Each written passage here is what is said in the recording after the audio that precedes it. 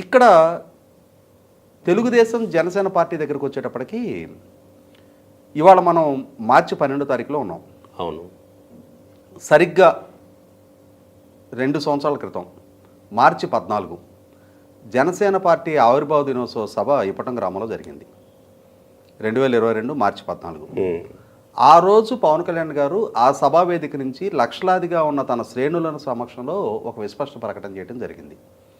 రాబోయే 2024 ఎన్నికల్లో ప్రభుత్వ వ్యతిరేక ఓటు చీలనివ్వను అంటే ఆ రోజు ఆయన తీసుకున్న నిర్ణయాన్ని తూచా తప్పకుండా పాటిస్తూ అవసరార్థం తనని తాను తగ్గించుకుంటా ఇక్కడ రాజకీయాల్లో కొనసాగాలనుకునే వాళ్ళు ఎవరైనా కూడా వీలైనంత వరకు తమ బలాన్ని పెంచుకోవాలని చూస్తారు.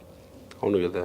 ఇక్కడ పవన్ కళ్యాణ్ గారు రాజకీయాల్లో కొనసాగటం ఒక లక్ష్యం, అదే సందర్భంలో రాజకీయాల్లోకి వచ్చిన ప్రధాన లక్ష్యం